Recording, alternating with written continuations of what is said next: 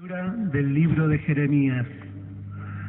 Llegarán los días, oráculo del Señor, en que estableceré una nueva alianza con la casa de Israel y la casa de Judá. No será como la alianza que establecí con sus padres el día en que los tomé de la mano para hacerlos salir del país de Egipto. Mi alianza que ellos rompieron, aunque yo era su dueño, oráculo del Señor. Esta es la alianza que estableceré con la casa de Israel después de aquellos días, oráculo del Señor. Pondré mi ley dentro de ellos y la escribiré en sus corazones. Yo seré su Dios y ellos serán mi pueblo.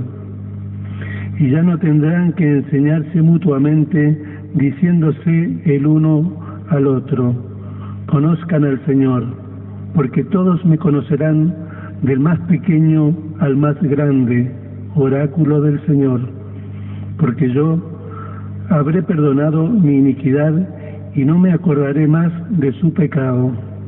Palabra de Dios. Crea en mí, Dios mío, un corazón puro. Crea en mí, Dios mío, un corazón puro. Ten piedad de mí, Señor, por tu bondad. Por tu gran compasión, borra mis faltas, lávame totalmente de mi culpa y purifícame de mi pecado. Crea en mí, Dios mío, un corazón puro. Crea en mí, Dios mío, un corazón puro y renueva la firmeza de mi espíritu. No me arrojes lejos de tu presencia, ni retires de mí tu Santo Espíritu. Crea en mí, Dios mío, un corazón puro. Devuélveme la alegría de tu salvación, que tu espíritu generoso me sostenga. Yo enseñaré tu camino a los impíos y los pecadores volverán a ti. Crea en mí, Dios mío, un corazón puro. Cristo es nuestro sacerdote, mediador de una nueva alianza, que solo ha sido posible por su obediencia. Esto es lo que expresa claramente San Pablo en la segunda lectura. Lectura de la carta de los Hebreos. Hermanos, Cristo dirigió durante su vida terrena súplicas y plegarias, con fuertes gritos y lágrimas, a aquel que podía salvarlo de la muerte, y fue escuchado por su humilde sumisión. Y, aunque era hijo de Dios, aprendió, por medio de su propio sufrimiento, qué significa obedecer. De este modo, él alcanzó la perfección y llegó a ser causa de salvación eterna para todo lo que le obedece. Palabra de Dios. Te alabamos, Señor.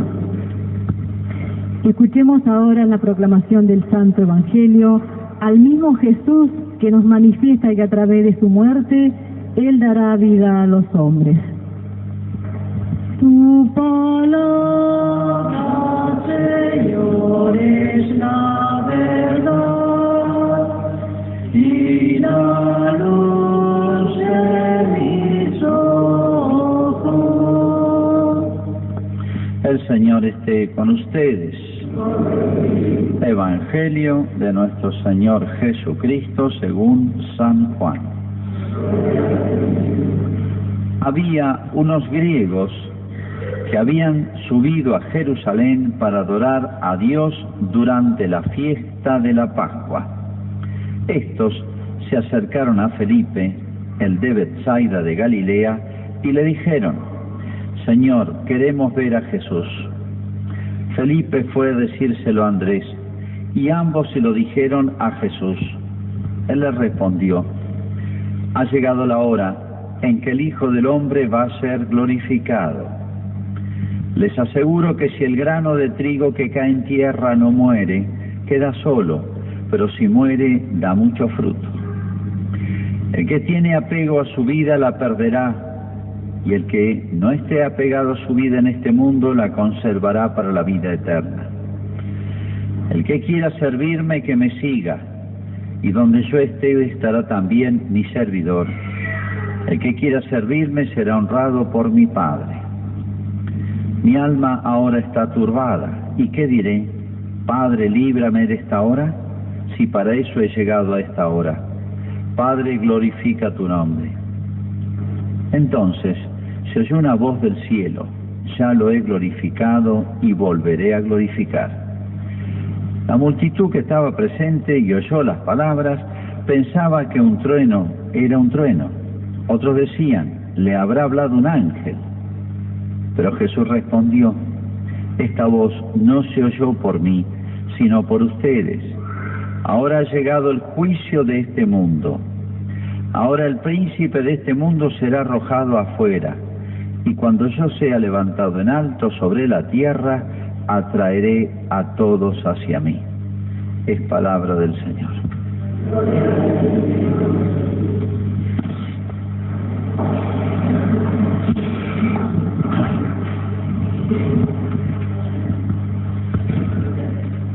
Dice San Juan que había unos griegos que querían ver a Jesús, ver a Jesús.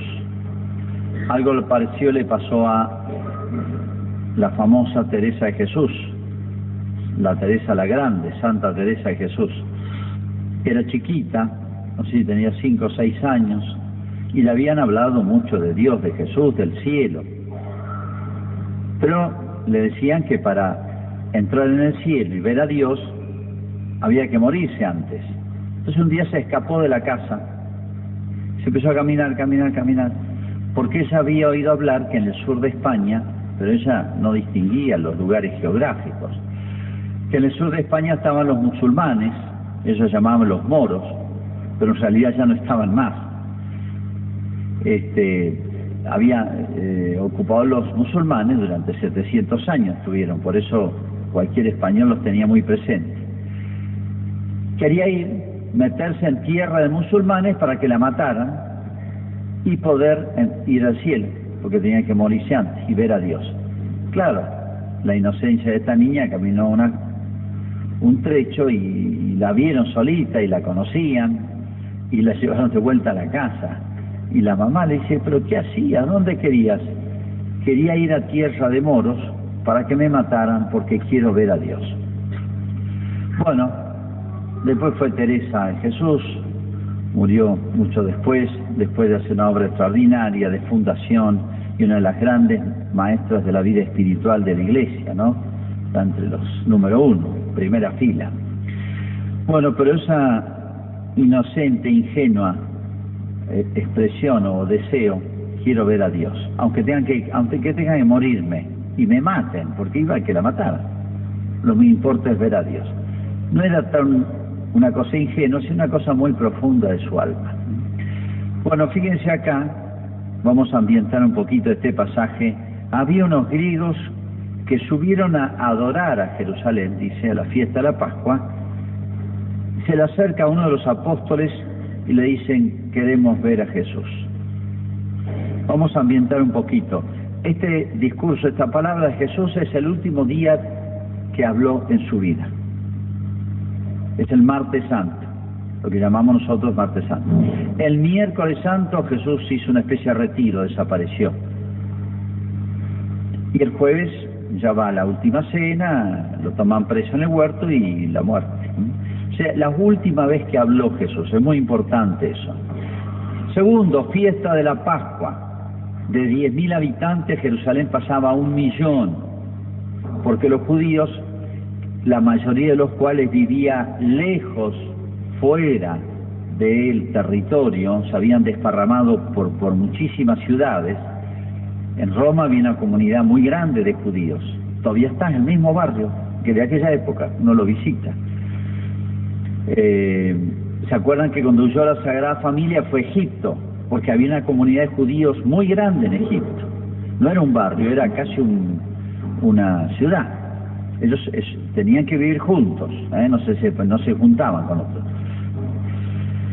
Y así, los judíos tenían la obligación de venir 3 veces al año a visitar el templo. Pero si no podían 3 veces al año, porque a veces vivían a 5 o 6.000 kilómetros que había que hacerlo a pie, en bote, en barco, en caballo, burro, mula, y volver. Así que imagínense lo que significaba eso. Si no podían 3 veces, al menos una, y esa una, la principal, era la Pascua. Ellos recordaban la salida de Egipto, milagrosa, que había sido como el comienzo de su historia. Moisés los lleva al monte, etcétera, después el ingreso en la tierra. Bueno, una larga historia que ellos celebraban junto con otros acontecimientos, llamada la Pascua. Mataban el cordero, etcétera. Eso era toda una figura de la obra de Cristo. Jesús nos iba a sacar del poder de las tinieblas, del mal, nos iba a llevar a la tierra prometida, que es el cielo. Es el nuevo Moisés, Jesús. Todo es una figura. Vamos a ver acá, primero, unos griegos. ¿Qué hacían los griegos si la religión judía era para los judíos? En esa época, cada pueblo tenía su religión propia, como tenía su lengua y su cultura. Acá pueden ser 2 casos. Los judíos que vivían en territorios donde se hablaba griego, que era casi todo Europa y norte de África y Asia, se hablaba griego, porque la cultura griega se había difundido muchísimo. Y había judíos que ya no sabían hebreo, solamente hablaban en griego. Por eso todo el Nuevo Testamento está escrito en griego. Bueno, puede tratarse de judíos que ya no sabían hebreo y les decían los griegos. Entre ellos era un poquito peyorativo, como diciendo este ya se olvidó de su lengua, de su cultura y de su pueblo. Era un poquitito peyorativo. O puede tratarse de griegos, no judíos, sino griegos, que tenían una posibilidad. La religión de Israel tenía una característica muy especial y era que podía asimilar de otros pueblos. Ellos eran muy reacios, no les gustaba que de otra raza, otro pueblo se hicieran de la religión de ellos. Pero existía la posibilidad, se llamaban prosélitos. De ahí viene la palabra, todavía queda ser prosélitos, ¿no? Jesús les reprocha, ustedes hacen prosélitos y los echan a perder después, los hacen 2 veces más dignos del infierno, les dice Cristo una vez a los judíos. Se podría tratar de judíos, de griegos, de raza, de cultura, no judíos, que habían asimilado la cultura y la religión hebrea.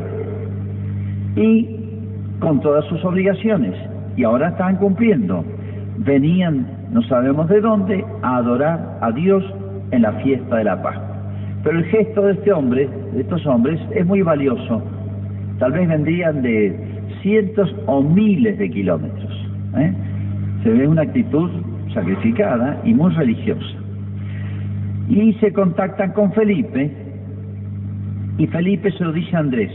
Es curioso, son los únicos 2 apóstoles que tienen nombres griegos. Todos los demás apóstoles tienen nombres hebreos, judíos. Estos 2 tienen nombres griegos.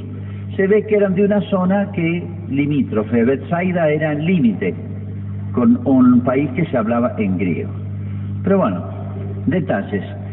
Eso hace ver cómo uno busca a las personas afines, o a través de las personas afines uno puede acercarse a Dios. Siempre hay unos intermediarios, mediaciones, siempre hay alguien que nos pone en contacto con las cosas de Dios, con Jesús. No era fácil una audiencia con Jesús, por eso van derecho los 12, y dentro de los 12 los que tenían nombre, y se ve que hablaban en griego también.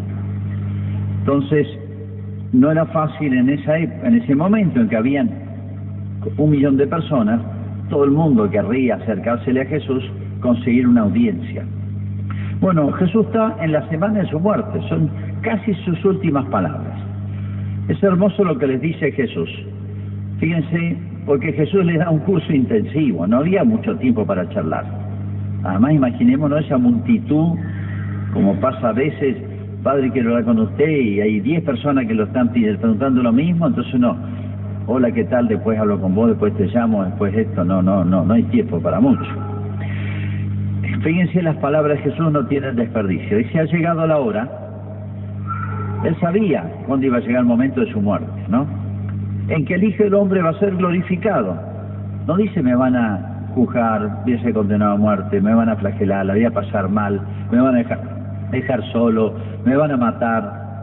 No, dice, va a ser glorificado, o sea, exaltado. Se está refiriendo al triunfo de Cristo. Uno dice glorioso, es una gloria, como siendo algo esplendoroso, positivo, una victoria. En el momento de ser glorificado, no habla de la pasión, es como si no lo tuviera en cuenta, paso de largo. Va a ser glorificado. Faltan horas para que lo tomen preso y empiece la pasión terrible.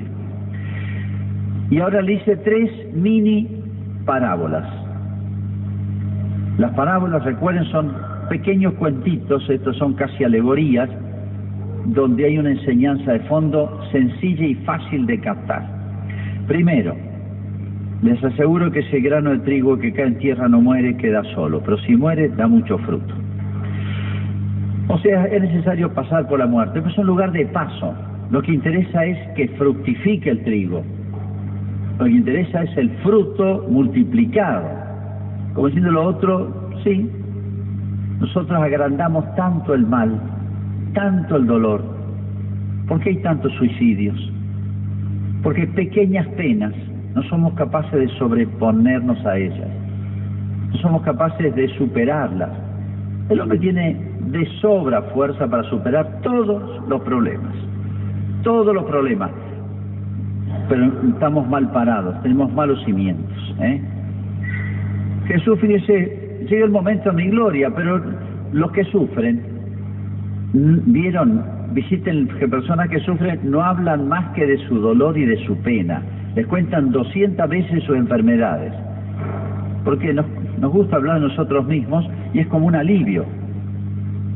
Callar sus dolores es uno de los actos más grandes que hay de heroísmo, se puede decir, de grandeza, de fortaleza, callar su dolor. Jesús ni habla de podía lamentarse, ponerse a llorar, miren lo que me va a pasar, lo que me van a hacer, y yo todo lo que hice, no sé cuánto. Nada. Ahora viene el momento más grande de mi vida, está diciendo. Pero es necesario que antes pase por la muerte, y sí, como si no la tuviera en cuenta, es casi nada. Segundo, está hablando con los griegos, estos vienen de lejos, tal vez primera vez en la vida que lo ven a Jesús. Habrán oído hablar de él. Y sigue, el que tiene apego a su vida la perderá, pero el que no esté apegado a su vida en este mundo la conservará para la vida eterna. Segunda lección, segundo tema. El que está demasiado apegado a las cosas de acá, ¿ven? Todos nos vamos a morir. El hombre ha superado muchas cosas, hasta el dolor. Hay analgésicos para todo, hasta para los dolores más terribles, pero la muerte no. La muerte no la ha superado el hombre, ni la va a superar. Somos mortales, y eso va a ser así. Entonces Jesús es como diciendo, miren, ni la muerte es un lugar de paso. Lo que viene después es mucho más grande. Y no se apeguen tanto a esta vida, a las cosas, usen de las cosas de este mundo. Hay que usar de todo, pero que no nos usen a nosotros. Hay que usar de todo lo bueno. Para eso nos dio todo Dios. Todo esto es vuestro. Le dijo a Adán y Eva, úsenlo. Pero no se apeguen tanto que pongan la vida en función en función del dinero, del poder, de la fama, de la gloria. Bueno, usen de todo, pero para caminar hacia Dios. ¿Por qué? Es que está en juego la vida eterna. Esta vida se va a pasar. Yo les ofrezco algo más grande, vida eterna. Vida con mayúscula y eterna, que no se acaba. Tiene que haber una sorpresa para los griegos. Tercera enseñanza, tercer tema, otra mini. Dice, el que quiera servirme, que me siga. Acá la palabra servirme, traducida al castellano, como el Evangelio está escrito en griego, a veces las traducciones no alcanza una palabra para decirlo todo. Cristo sabe, y estos hombres se le acercan a Jesús, pues lo ven como hoy diríamos, como un caudillo, un líder, un referente. O sea, el que quiera y seguirme en el sentido imitarme, escucharme, seguir mis pasos, el que quiera servirme, que me siga. O sea, no se asuste, que donde yo esté estará también mi servidor. se va a seguir la misma suerte que yo. Está bien, voy a pasarla mal, voy a morir incluso con la muerte más cruel, pero no es la última palabra sobre mí. Al tercer día voy a resucitar. De manera que el mismo que lo vio morir, un día y medio después lo vio resucitado. No es como nosotros, nos morimos, tenemos que esperar siglos y siglos hasta el fin del mundo. Cristo ahí nomás resucitó, ahí nomás. Y tal vez todo esto, estos griegos, después de esta lección, se han quedado en Jerusalén para verlo y lo han visto. Como diciendo, miren, yo no doy buenas ideas, no doy ideas, no doy buenos consejos. Lo voy a vivir yo.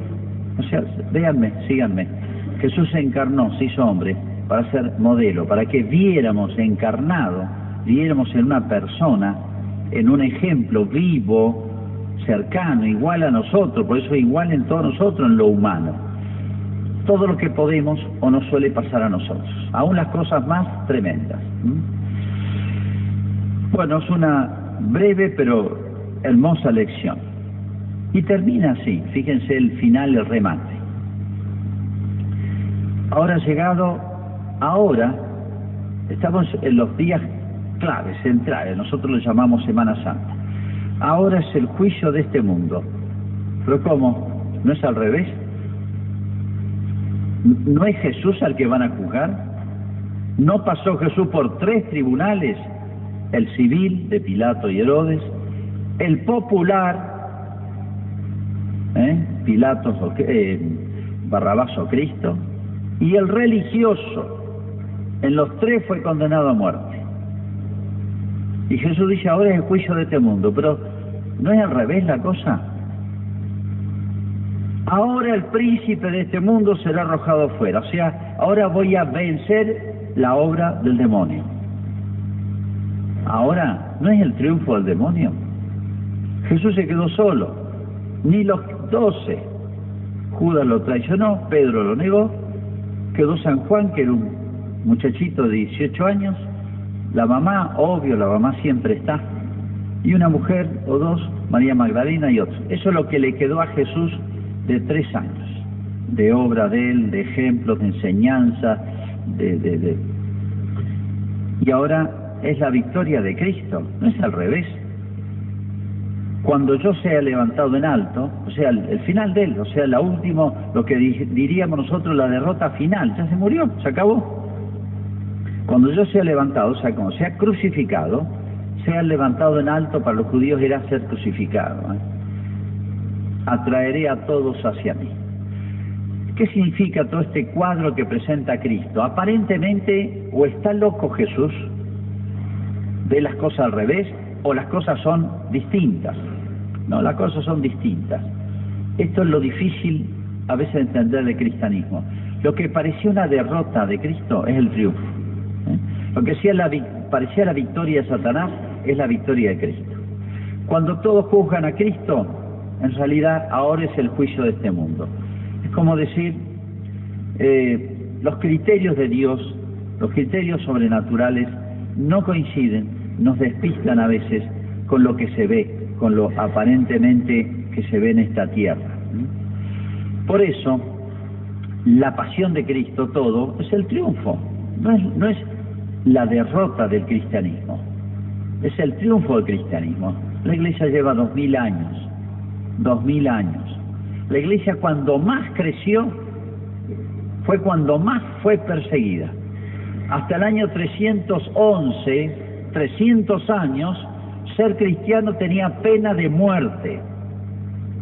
300 años, anotarse para el bautismo, o ir a la misa, o manifestar su vínculo a la Iglesia Católica, si alguien me denunciaba tenía pena de muerte.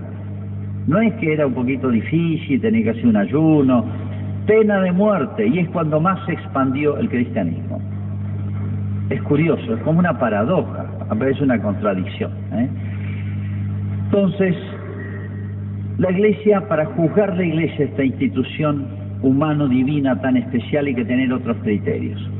Y fíjense, sí, 2 minutos tengo, es muy interesante la historia del crucifijo. Por eso los cristianos miramos y tenemos el crucifijo acá. Bueno, ahora los chicos se ponen cualquier cosa, un diente de jabalí, no sé qué se cuelgan, o signos orientales. Hay que llevar la cruz y la imagen de la Virgen. Bueno, en nuestros dormitorios, en nuestras casas, en nuestros hogares, en nuestras oficinas, esté siempre el crucifijo, una costumbre antiquísima, hermosa.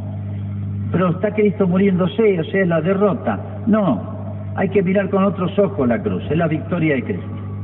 Lo están juzgando, pero Él está juzgando al mundo. O sea, el mundo, el que se opone a Cristo, el que se suicida ahí. Parece la derrota al demonio, la victoria del demonio y la derrota a Cristo. No, ahí es cuando Jesús venció al demonio. La historia del crucifijo, le decía, muestra muy claro esto. Desde los primeros tiempos, los cristianos no podían hacer pinturas, eso, porque era perseguido, tenía pena de muerte, entonces nadie se ponía en evidencia. Entonces ponían cruces, eran como códigos secretos, hacían una crucecita, y eso nada, no sé, podían decir, hice una crucecita, pues significa los 4 puntos cardinales, que sean las tumbas. Ahí empezó el arte, en las tumbas, porque los muertos eran respetados. Primero ponían la crucecita, sin nada, pero para un cristiano, era un código, entre ellos se entendía. Cuando la iglesia tuvo libertad y pudo expresarse, ¿saben cómo se hacían las cruces? Sin Cristo. Las cruces se llaman gemadas, un crucifijos hermosos con perlas, o amatistas, o perlas preciosas, como decir, esto es nuestra joya. O sea, en la cruz Jesús ofreció su vida por nosotros, y esa fue nuestra entrada en el cielo, nuestra victoria. Pero sin Cristo, les impresionaba ver a Cristo muriendo, ponían a perlas o objetos valiosos. El año 500 más o menos, 600, empezaron a poner a Cristo en la cruz. Pero Cristo está coronado como un rey, está sentado en la cruz como en un trono, no está colgado, sufriendo. Está con los ojos abiertos, o sea, vivo, pero con la lanzada, o sea, ya lo mataron, porque la lanzada fue después de la muerte. ¿Por qué lo ponen a Cristo así? Porque había un texto de Isaías que decía que Jesús reinaría desde un madero, desde la cruz, reinaría. Pero sí, lo que matan es lo humano en Cristo. La divinidad estuvo ahí, y la divinidad es la vida con mayúscula. En ese cadáver colgado en la cruz, o sepultado, está la divinidad, la vida con mayúscula. Por eso los cristianos veían la cruz, o a Cristo en cruz, pero iban más allá de la llaga, de los dolores y de la muerte, del agonizante o del muerto. Veían la vida divina que estaba ahí, y gracias a esa vida después se recupera la vida humana. Por eso Él se autorresucitó. Estuvo muerto Cristo sí como hombre, pero como Dios no lo pueden matar. ¿Cómo se van a vencer a Dios? ¿Cómo van a juzgar y matar a Dios? Bueno, después de eso, para mí es la expresión más hermosa de los crucifijos, por el año 1000 hasta casi el 1300, la cruz se representó así. La más famosa es la cruz de San Damián, que le habló a San Francisco de Asís. Está Jesús, sí, ya no está como rey sentado en un trono, sino que está crucificado, pero con los ojos abiertos, o sea, acá hay vida. Con la lanzada, o sea, está muerto. Pero en vez de chorrear la sangre de las 5 heridas de Cristo, las manos, los pies y el costado, salen chorros de sangre del corazón como una fuente, como si fuese una surgente que sale con fuerza el agua, como diciendo, en este muerto Jesús es una fuente pero surgente, abundante de aguas vivas o de sangre, que la sangre de Cristo es nuestra vida, como diciendo, cuando abrieron las llagas de Cristo brotó la salvación. Esa sangre de Cristo limpia, lava, redime, vence. Es la sangre que significa el ofrecimiento de Cristo. Es hermosa esa manera de expresar la cruz. Lo que aparentemente negativo es positivo. Cristo en sus llagas es una fuente abierta de vida. Eso es. Por eso son los más hermosos crucifijos. Siglos después, por distintas razones, prevaleció en el arte el Cristo bañado en sangre, derrotado, con cara de sufrimiento. Son todas expresiones verdaderas, pero a mí me gustan las medievales, esas del siglo X al XII, XIII, del año 1000 a 1300, porque significa la victoria de Cristo. Sí, veo el crucifijo, pero hay que ver qué lectura uno hace, qué ve detrás y más allá del dolor, de la sangre y de la muerte. Hay triunfo, hay vida, chorro de sangre, es como una surgente de agua. Por eso cuando le hablan en el costado salió sangre y agua, está como exagerado eso, porque había un texto que decía que cuando llegue el Mesías será abundante en él las fuentes de la redención. Fuentes, hace referencia a agua. Cuando miremos el crucifijo, quiero ver a Jesús. Quiero ver a Jesús. Lo tenemos por muchos lugares. Veámoslo a Jesús, pero veamos, no como las mujeres de Jerusalén, ay pobrecito, cómo sufre, tan bueno que era, tanto bien que hizo. No, veamos que ahí está nuestra fuente de vida, nuestra fuente de gracia, nuestra esperanza. Hacemos nuestra profesión de fe. Creo en un solo Dios, Padre Todopoderoso.